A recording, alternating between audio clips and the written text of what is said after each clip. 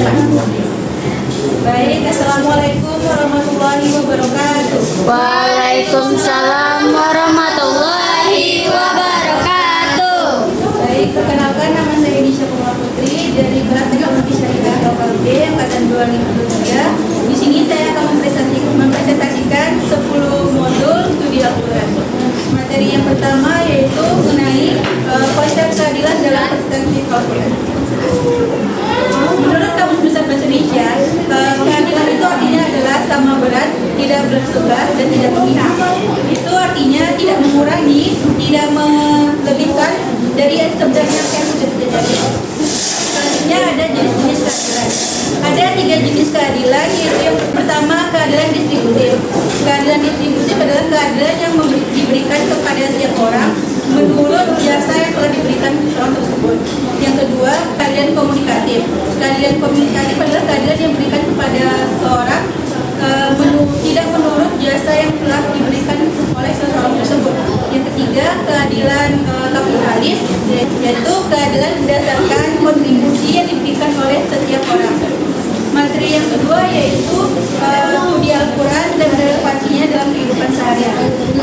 Yang pertama itu pengertian dari studi Al-Quran. Studi Al-Quran adalah disiplin ilmu yang mempelajari terkait Al-Quran yang memiliki 4 aspek utama, yaitu yang pertama asbabun nuzul, tafsir, yang ketiga ijaz Al-Quran, yang keempat hermeneutika Islam. Pada relevansi studi Al-Quran dalam kehidupan sehari-hari. Yang pertama yaitu pembentukan karakter dan moral. Yang kedua, penyelesaian masalah sosial dan keluarga. Yang ketiga, etika profesional dan ekonomi. Keempat, ketahanan mental dan spiritual. Yang kelima, pengelolaan media dan teknologi. Materi yang ketiga yaitu mengenai Al-Quran tentang pengendalian diri. Diri artinya adalah kemampuan untuk mengontrol diri, hawa nafsu dan emosi.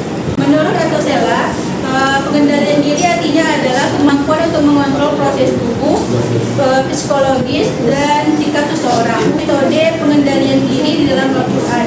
Yang pertama ada zikir dan sholat. Yang kedua puasa sebagai latihan pengendalian diri. Yang ketiga ada muhasabah atau introspeksi diri. Yang kelima yaitu Al-Quran sebagai sumber hukum Islam.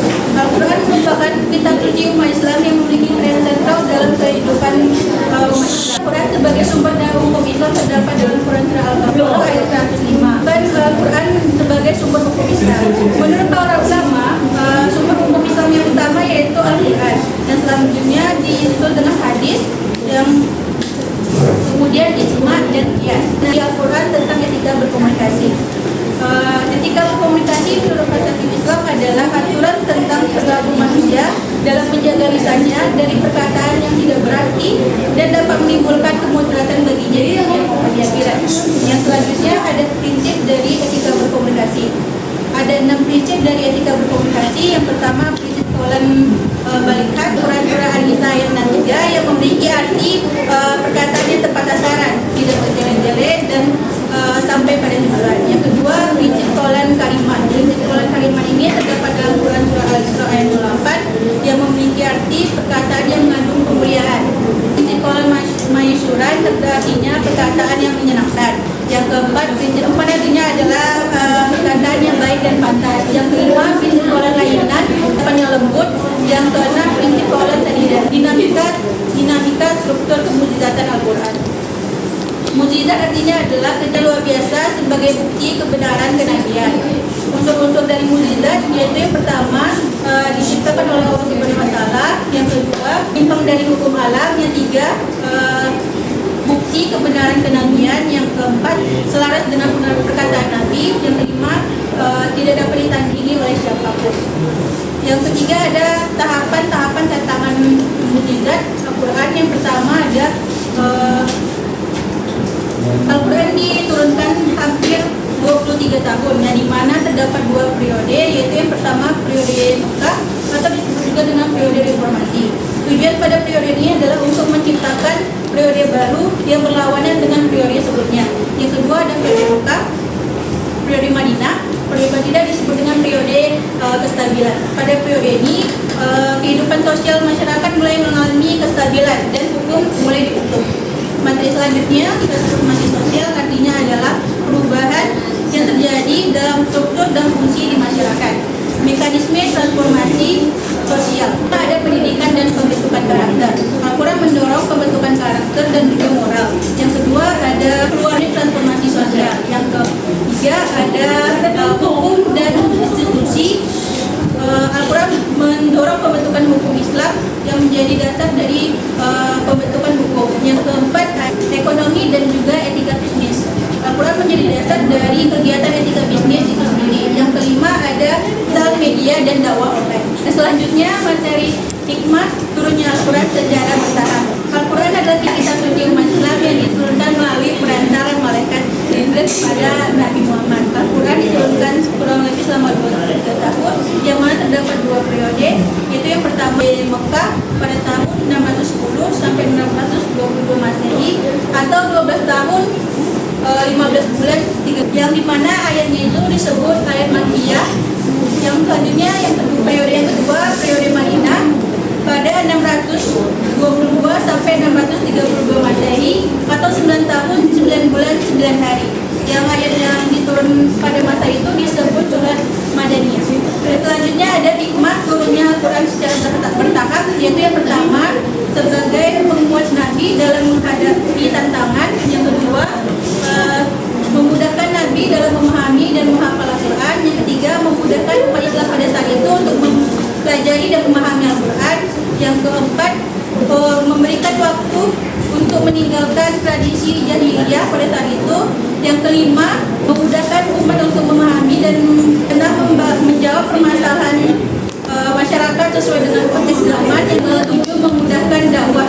Materi selanjutnya di Al-Quran tentang etika dan moral. Etika berasal dari bahasa Latin, yaitu ethos yang memiliki arti adat dan kebiasaan. Selanjutnya macam etika ada 4. Yang pertama dilihat dari objek pembahasannya, yang kedua dilihat dari sumbernya, yang ketiga dilihat dari fungsinya, yang keempat dilihat dari sifatnya. Selanjutnya ada moral. Moral berasal dari bahasa Latin, yaitu moralitas, dan menurut bahasa Arab memiliki artinya arti ajaran baik dan buruknya dalam kehidupan manusia. Ada sumber-sumber moral, yaitu yang pertama agama berasal dari wahyu, yang kedua ketentuan adat istiadat berasal dari manusia, yang ketiga ketentuan kodrat manusia, yang keempat ketentuan hukum. Selanjutnya materi mengenai memahami esensi tauhid Al-Quran. Tauhid secara etimologi berasal dari bahasa Arab yang memiliki arti mengesahkan atau menyatukan, yang yakni memiliki arti keyakinan bahwa Allah adalah satu-satunya Tuhan yang berhak disembah tanpa adanya sekutu baginya. Tauhid adalah prinsip umum hukum Islam. Prinsip ini menyatakan bahwa setiap manusia berada di bawah satu ketetapan yang sama, yaitu ketetapan tauhid. Menyatakan dalam kalimat la ilaha illallah, Tuhan selain Allah. Baiklah, sekian yang bisa saya sampaikan. Saya sampaikan dulu. Baiklah, selanjutnya kita buka sesi tanya jawab. Yang pertama, silahkan kepada Fatimah untuk bertanya kepada pemateri.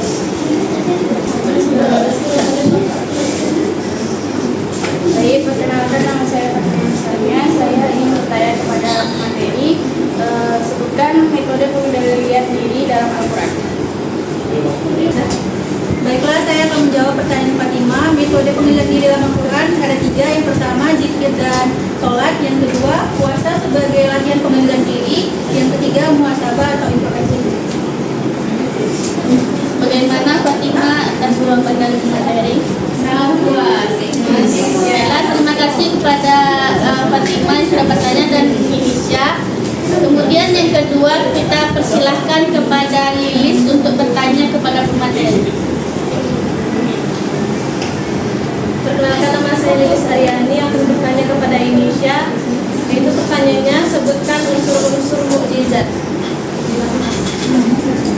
Baiklah, saya akan menjawab pertanyaan ini. Unsur-unsur mukjizat yaitu yang pertama hanya diciptakan oleh Allah Subhanahu Wa Taala. Yang kedua menyimpang dari hukum alam. Yang tiga bukti nyata kebenaran kenabian. Yang keempat selaras dengan perkataan Nabi. Yang kelima tidak dapat ditandingi oleh siapapun. Baiklah, terima kasih kepada Lilis yang sudah bertanya kepada pemateri. Kemudian selanjutnya sepatah kata atau dua patah kata kita persilahkan kepada kata penutup kita persilahkan kepada materi. Baiklah, sekian yang bisa saya sampaikan. Lebih dan kurang saya mohon maaf. Assalamualaikum warahmatullahi wabarakatuh. Waalaikumsalam warahmatullahi wabarakatuh.